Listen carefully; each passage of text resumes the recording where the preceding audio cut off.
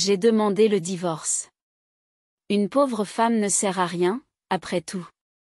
Mon mari m'a soudainement choqué avec ces mots, qui plus est, alors que j'étais en voyage d'affaires. Non seulement il a demandé le divorce, mais il a aussi épousé sa maîtresse. De plus, mon mari m'a dit, « Toi, une personne pauvre, tu m'as épousé pour ma richesse, n'est-ce pas? Je ne me laisserai pas faire. » Renonce donc à toute prétention à la propriété, comme si je l'avais épousé pour son argent. Lorsque j'ai confronté mon mari indifférent, qui m'avait toujours traité comme une pauvre personne et m'avait méprisé depuis notre mariage, il a commencé à s'effondrer. Il a fini par sombrer dans une spirale infernale. Je m'appelle Karen, j'ai 35 ans. Mon père est décédé lorsque j'étais à l'école maternelle et depuis, ma mère nous a élevés, ma sœur et moi, toutes seules. J'étais reconnaissante à ma mère, mais au fond de moi, j'ai toujours souhaité avoir un père. Bien sûr, je ne voulais pas nécessairement un nouveau père, mais j'ai toujours rêvé de vivre heureuse avec mon mari, entourée d'enfants, même si je ne savais pas combien nous en aurions. La vie avec les seuls revenus de ma mère était loin d'être riche, mais nous étions heureux en tant que famille de 3 personnes. Cependant, la pauvreté dans laquelle j'ai grandi ne m'a jamais quittée, même lorsque j'ai commencé à travailler et à gagner un salaire décent, même lorsque j'étais célibataire. Je faisais mes courses au supermarché en privilégiant les articles à prix réduit et je m'approvisionnais pendant les soldes si les articles n'étaient pas périmés. Il n'était pas question de manger au restaurant, et pour les repas seuls, je n'achetais même pas de bento de supermarché. Pour les boissons, j'apportais du thé dans un thermos.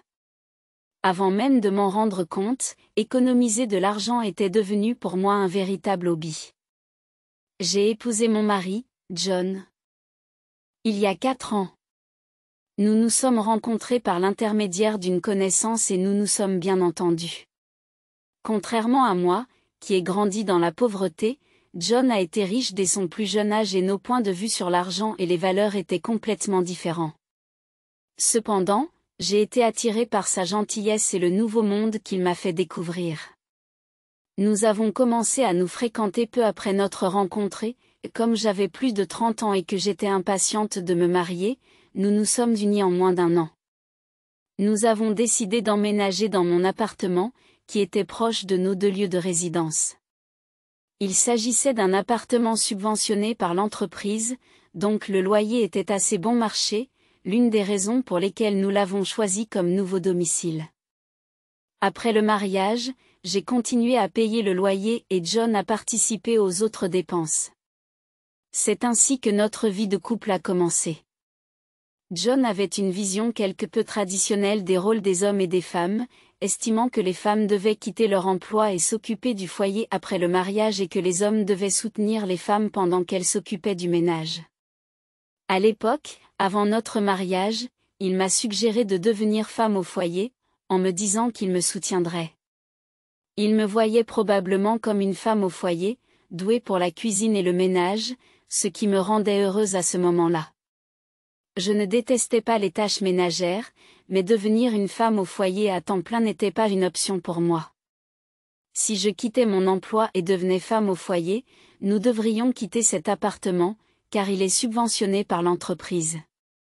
Déménager dans un appartement similaire augmenterait considérablement notre loyer et nos frais de déménagement. Honnêtement, le salaire de John n'était pas si élevé. Si nous avions des enfants, nos besoins financiers augmenteraient et je devrais inévitablement continuer à travailler. En réfléchissant à notre situation, j'ai décidé de gagner autant que possible pendant que je le pouvais, puisque je payais le loyer, j'ai estimé que je devais continuer à gagner de l'argent. J'ai subtilement évoqué ces points, y compris la nécessité de quitter l'appartement, lors d'une conversation avec mon mari, John. C'était sans doute la première fois que je le contredisais, et « Tu veux que je sois une femme au foyer ? Je m'occuperai de la maison, mais je peux continuer à travailler jusqu'à ce que nous ayons des enfants. Je veux économiser autant d'argent que possible pour l'instant. Tu veux dire que mon salaire n'est pas suffisant ?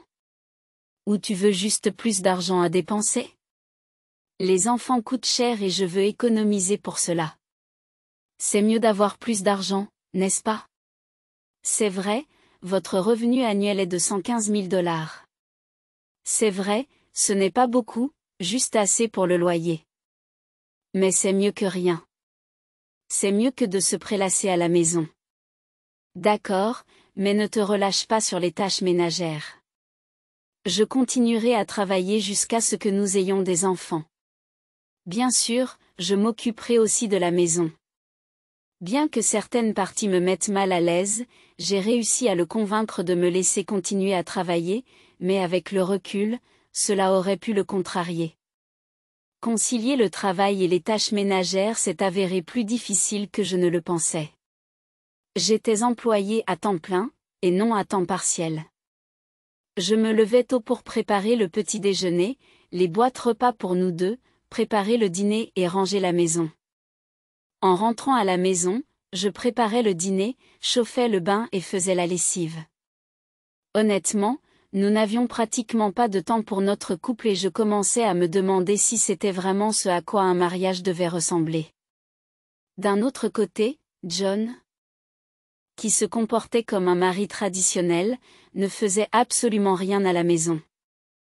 Il devait voir à quel point j'étais occupée par les tâches ménagères, mais il se contentait de dîner, de boire de la bière et de se détendre lorsqu'il rentrait à la maison. Il prenait son bain seul dès qu'il était prêt, puis allait dans sa chambre.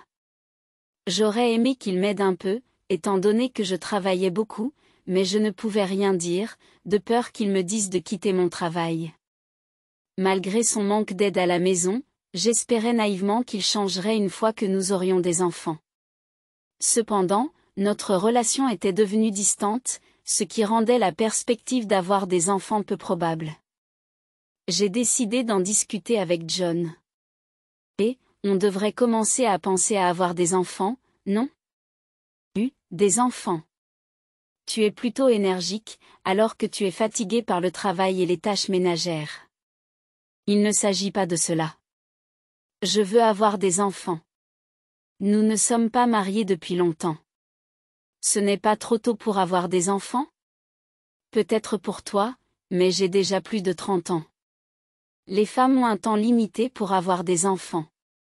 Il est de plus en plus difficile de concevoir un enfant à mesure que je vieillis. C'est presque trop tard. Alors nous n'avons pas besoin d'enfants si nous en avons un. Tu t'attends à ce que je t'aide, n'est-ce pas? Tu sais que je suis occupée par mon travail, je ne vais pas t'aider à élever un enfant. Quoi? Déclarer que tu n'aideras pas à l'éducation des enfants avant même qu'ils soient nés, c'est étrange, n'est-ce pas? J'ai l'intention de les élever seuls, mais ne devrais-tu pas au moins avoir l'intention de m'aider? C'est aussi ton enfant. L'éducation des enfants est votre travail. Je travaille pour subvenir aux besoins de la famille, alors je ne t'aiderai certainement pas avec les enfants. Tu te plaindras simplement que je ne t'aide pas et que tu te débrouilles seul. Me faisant passer pour la méchante. Tu as dû être endoctriné avec la pauvreté et beaucoup d'enfants depuis ta naissance. Nous ne sommes pas pauvres. Nous n'avons pas besoin d'enfants. Fin de la discussion. John a brusquement mis fin à la conversation et est allé dans sa chambre. Resté seul dans le salon, j'étais submergée par les larmes. Non seulement mon souhait d'avoir des enfants avait été rejeté, mais on s'était également moqué de mon éducation. Après cet incident, notre relation s'est rapidement détériorée et nous ne nous parlions presque plus. Il n'y a pas eu d'enfants et nous n'avons pratiquement pas communiqué. Il était peut-être temps d'envisager le divorce. Pourtant, une faible image de mon mari autrefois aimable persistait dans mon esprit, me faisant souhaiter que nous puissions redevenir le couple heureux que nous étions auparavant. Depuis lors, je jonglais inlassablement avec mes responsabilités professionnelles et familiales.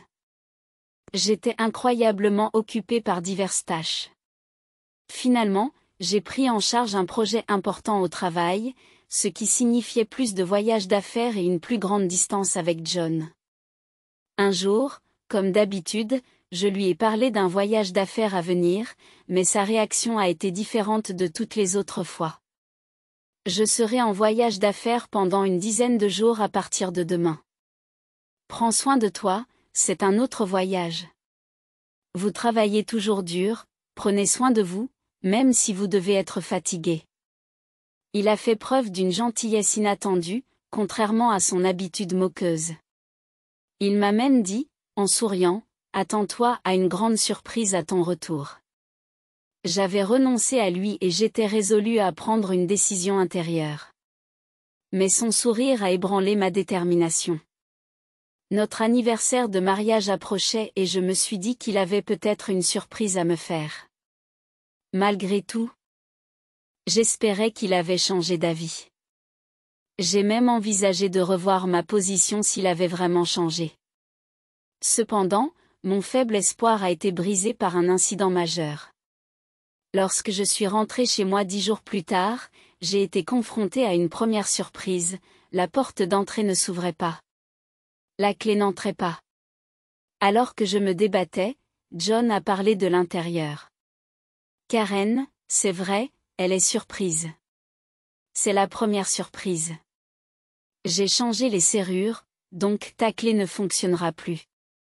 Qu'est-ce que tu veux dire? Pourquoi ma clé ne fonctionne-t-elle pas? Ouvrir la porte? Pourquoi laisserais-je un étranger entrer chez moi? J'ai changé les serrures et, pour ton information, nous sommes divorcés. C'est la deuxième surprise. Une femme pauvre, c'est un divorce inutile. Je n'ai jamais signé de papier. Comment avez-vous pu faire ça? J'ai imité votre signature. Je l'ai soumise avec le nom d'un ami comme témoin. Donc vous êtes un étranger. Maintenant, c'est compris? Alors nous devons discuter du partage des biens, n'est-ce pas? Oui, le partage des biens. J'ai un document à vous faire signer. Je vous laisse entrer une dernière fois. John a finalement ouvert la porte à l'intérieur. Il y avait un document à signer dans lequel je renonçais à mes droits en matière de partage des biens. Je pensais que vous diriez, donnez-moi le partage des biens si vous voulez divorcer. Les pauvres comme vous m'ont probablement considéré comme une riche. Vous m'avez épousé pour ma richesse, je ne me laisserai pas faire. Alors brandissez vos droits sur les biens. Ce à quoi je n'avais jamais pensé, le partage des biens. Je n'avais même pas envisagé le divorce. Alors tu vas aussi brandir tes droits à la division des biens, n'est-ce pas? Combien de biens pensez-vous qu'une personne pauvre comme vous possède? Quelques milliers d'euros d'économie tout au plus. Je n'en ai pas besoin. J'ai plus de biens. Donc, si quelqu'un fait le partage, c'est moi qui vous donne de l'argent, et non l'inverse, n'est-ce pas? N'est-ce pas?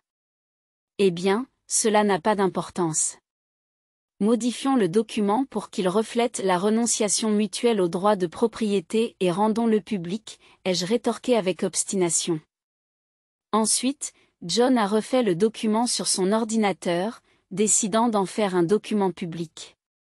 Cependant, il faudrait attendre un certain temps avant de pouvoir le soumettre. J'ai décidé de faire mes valises et de quitter la maison pour le moment.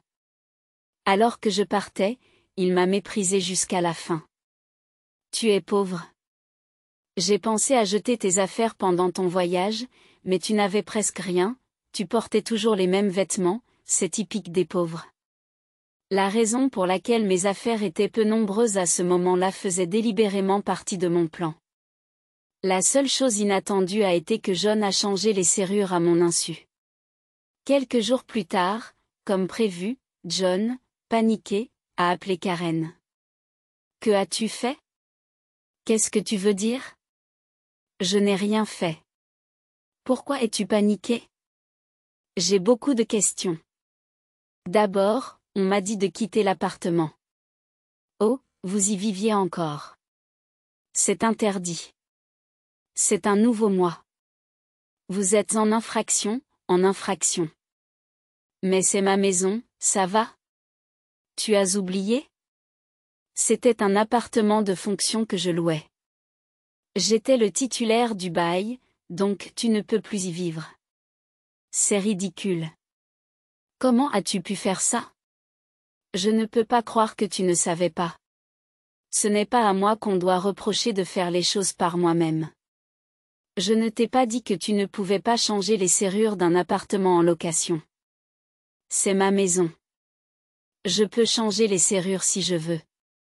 Tu n'as pas écouté? C'était mon appartement en location. Même si vous étiez le titulaire du bail, le propriétaire est le gestionnaire de l'appartement. Vous ne pouvez pas changer les serrures sans les en informer. C'est vrai? De plus, j'ai résilié le bail pendant que vous changiez les serrures. J'ai été autorisé à y vivre jusqu'à ce mois-ci. J'avais l'intention de revenir, mais maintenant vous avez modifié illégalement la propriété de quelqu'un d'autre, ce qui pourrait constituer un dommage criminel. Attendez, pourquoi l'avoir résilié si tôt? Dommage criminel, c'est pour ça que la police est à la porte d'entrée maintenant? J'ai trop peur pour l'ouvrir, mais j'ai répondu calmement, la police est donc venue.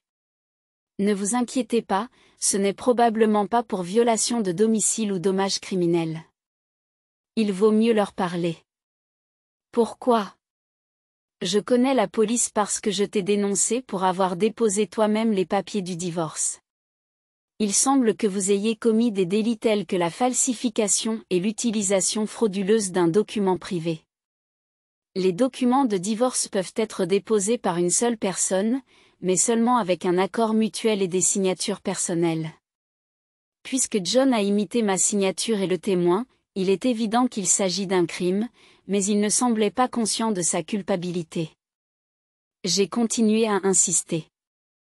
Les documents de divorce que vous avez soumis ne sont donc pas valables et votre mariage avec Suzanne ne peut pas avoir lieu non plus. Comment savez-vous pour Suzanne? Vous pensiez que je ne savais rien? J'ai demandé à une agence de détectives privés d'enquêter sur votre liaison avec Suzanne. C'était une période chargée au travail et la coordination avec l'agence était difficile. En plus, tu as même organisé une grande cérémonie de mariage alors que j'étais soi-disant en voyage d'affaires. Tu vas bien? Ton voyage d'affaires était un mensonge. Oui, j'ai pris un congé, même si j'étais très occupée, pour faire des recherches et préparer des documents. Je savais que vous aviez ramené Suzanne à la maison. Il aurait été impossible de rassembler ces preuves tout en travaillant. Après que j'ai tout révélé. John est resté sans voix et a semblé très abattu, même au téléphone. Puis il m'a supplié, ne dis pas à Suzanne que je suis divorcée. Pourquoi le ferais-je? Il n'y a rien de tel à dire. Vraiment, merci. Vous avez mal compris quelque chose? Quand avez-vous divorcé? Ce faux papier de divorce n'est pas valide, tu te souviens? Donc légalement, tu es toujours mon mari, tu n'es pas divorcé. Quoi? Donc, puisque tu as commis l'adultère? Eh bien, légalement, mon mari, Suzanne, doit payer une compensation. J'ai envoyé la demande de réparation à sa maison hier par livraison express. Elle ne savait pas que vous étiez mariés à ce moment-là. Je ne peux pas retirer la demande à ce stade. Je savais déjà que Suzanne croyait que John était célibataire, mais j'ai délibérément envoyé la demande de réparation.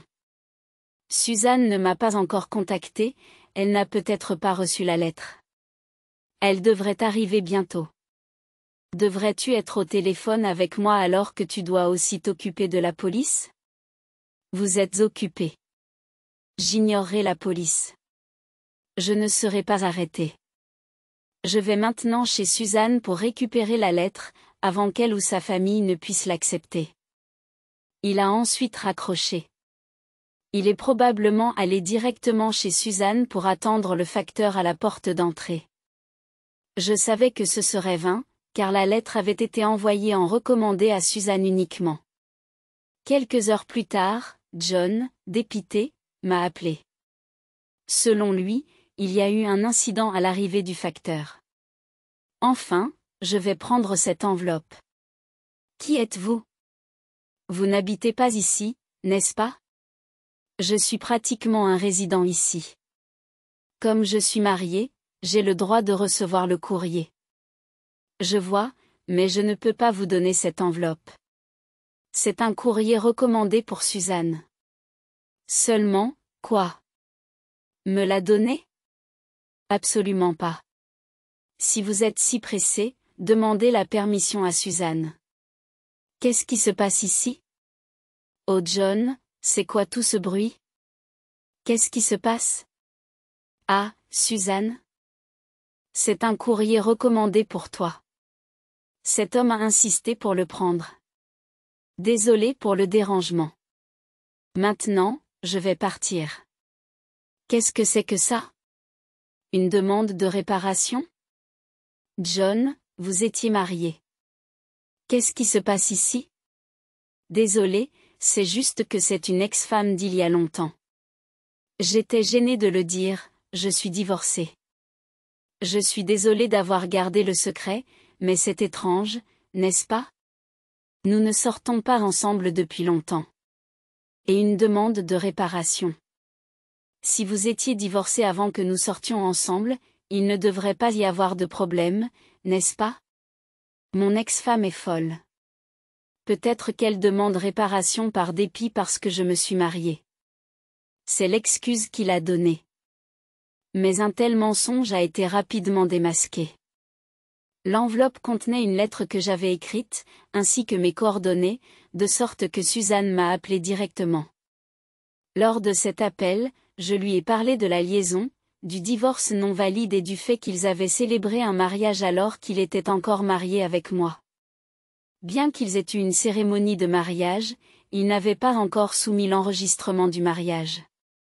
John voulait le faire le jour de ton bon coup, et il était donc toujours en attente.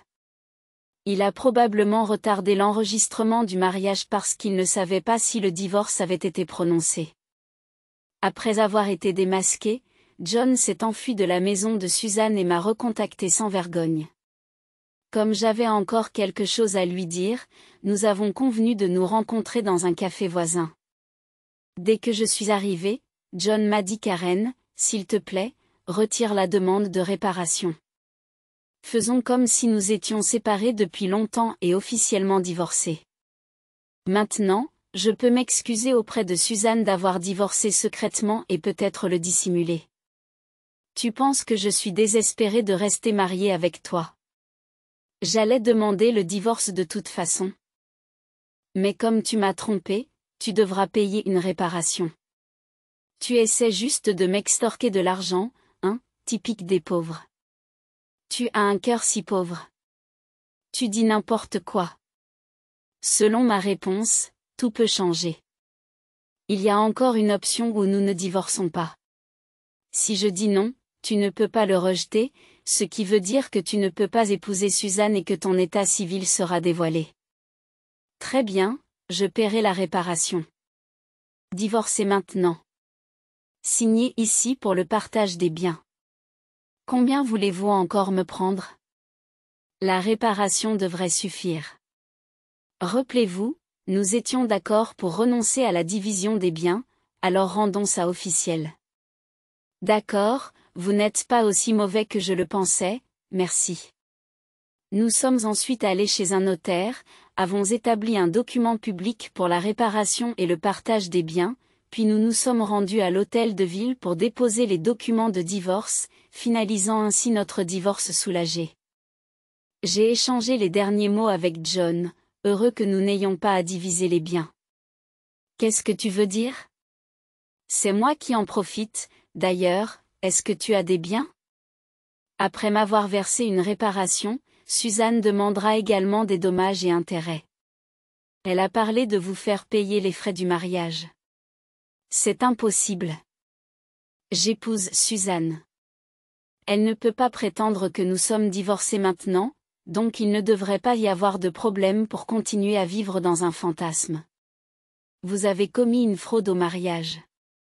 Vous vous êtes marié alors que vous étiez encore marié. Tu crois que Suzanne croit encore que tu as fraudé le mariage? C'est ridicule. Suzanne me croira. Croyez-le, si vous voulez. Suzanne me l'a dit directement.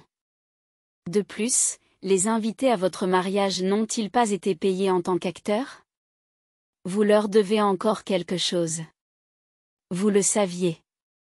Je ne les ai pas encore payés. Qu'est-ce que ça peut vous faire?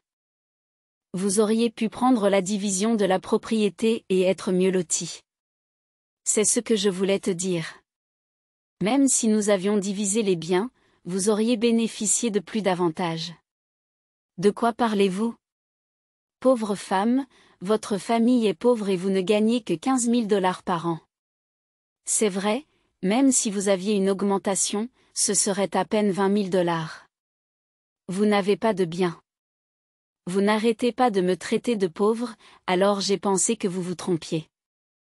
Oui, mon salaire est bien de 15 000 $, mais vous savez que je travaille pour une entreprise étrangère, n'est-ce pas? Il semble que vous ne vous intéressiez pas à moi, mais je suis devenu directeur de la branche américaine. Ce n'est pas 115 000 $ par an, mais par mois. 155 000 $ par mois. Cela fait donc un revenu annuel de 100 000 $. Vous n'êtes toujours pas doué pour les chiffres. Comment faites-vous pour garder un emploi? C'est 180 000 $ par an. 180 000 $, ce n'est pas possible. Bien sûr. Je n'ai pas eu l'occasion de dépenser une telle somme, alors j'ai économisé pour l'avenir. Les économies réalisées avant notre mariage ne font pas partie du partage des biens, mais il reste une somme considérable depuis notre mariage, et j'aurais donc pu en recevoir la moitié dans le cadre du partage des biens. Tu étais mon destin après tout. Je vais faire corriger les papiers du divorce, ça va? Après tout ce mépris, vous pensez que j'annulerais volontiers le divorce. Si tu as autant d'argent, tu n'as pas besoin de demander réparation, n'est-ce pas? Ce n'est qu'une petite somme pour vous. Celui qui se moque d'un centime pleurera pour un centime. Cette réparation est pour l'angoisse mentale que vous m'avez causée. J'aimerais réclamer plus honnêtement et puisque nous avons officialisé la chose, veillez à la payer, même en plusieurs fois. Je serai sans le sou. Aussi, ne retournez pas dans cet appartement. Vos affaires auraient déjà dû être transférées chez vos parents. Tu pensais que j'avais peu d'affaires, mais c'est parce que j'avais déjà déménagé la plupart d'entre elles. Tu étais si indifférente à mon égard? Je ne peux pas avoir si peu. Je dois donc retourner chez mes parents. Ils ne savent encore rien, est-ce qu'ils me laissent leur expliquer? Ne dis rien. Je leur ai déjà tout dit. Il est juste d'expliquer pourquoi nous divorçons. Oh, et ton père a dit, ne franchis plus jamais le seuil de notre maison. Je n'ai donc nulle part où aller. Il s'est effondré et j'ai quitté le café. Plus tard, j'ai appris qu'il avait causé des problèmes au poste de police. Malgré mes conseils, il est retourné à l'appartement.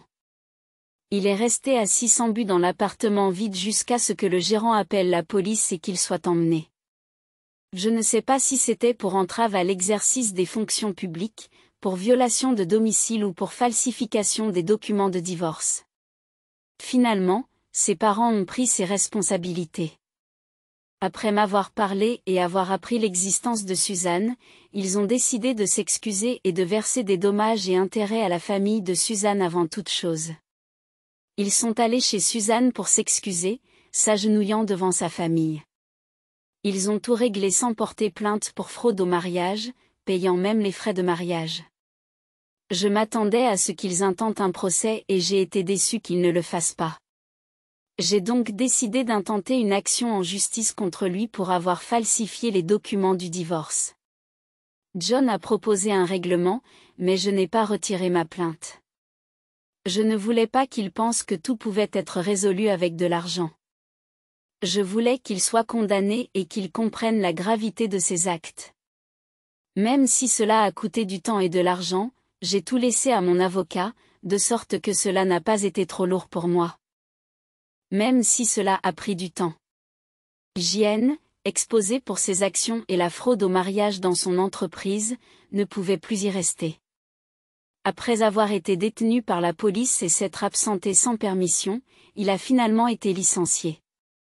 Il a fini par vivre chez ses parents, travaillant toute la journée dans l'entreprise de construction d'un parent. Son père lui a pris tous ses gains, le laissant sans aucun revenu. Je pensais que ses parents ne l'abandonneraient pas, mais ils ont été plus sévères que je ne le pensais. Ils ont payé ma réparation et l'indemnité de Suzanne, prévoyant de le faire travailler comme un cheval jusqu'à ce qu'il ait tout remboursé. Il vivait dans un endroit semblable à un hangar, sans électricité, et ne recevait que 5 $ par jour pour la nourriture, déduit de son salaire. Il prévoit de le renier et de le mettre à la porte une fois qu'il aura tout remboursé. Un destin difficile. Après des années de dur labeur, on m'a proposé un poste au siège social à l'étranger, et j'ai donc déménagé. Une fois le divorce prononcé, j'ai craint que John ne vienne me demander de l'aide ou qu'il ne nourrisse du ressentiment, mais le fait d'avoir déménagé à l'étranger a apaisé ses craintes. Je pensais que le travail serait mon partenaire pendant un certain temps, mais j'ai rapidement trouvé une nouvelle relation. Je sors maintenant avec un cadre étranger de notre siège social et je suis enceinte, j'ai l'intention de me marier bientôt. Je lui ai tout dit sur mon passé et mon ex-mari et il est compréhensif. Je vais prendre un congé de maternité et j'envisage de reprendre le travail plus tard. Soutenu par lui, il est enthousiaste à l'idée de prendre un congé de paternité et d'assumer la coparentalité, ce qui témoigne d'une perspective culturelle différente. Après avoir été tourmentée par mon ex-mari, j'ai enfin l'impression d'accéder au vrai bonheur et d'avoir confiance dans la construction de la famille heureuse dont j'ai toujours rêvé. Nombreux sont ceux qui souffrent de l'égoïsme de leur conjoint. Si le divorce n'est pas toujours le bon choix, le silence n'est pas une vertu. Il est important de savoir que des discussions honnêtes peuvent mener à des résolutions et que le divorce est parfois une option nécessaire.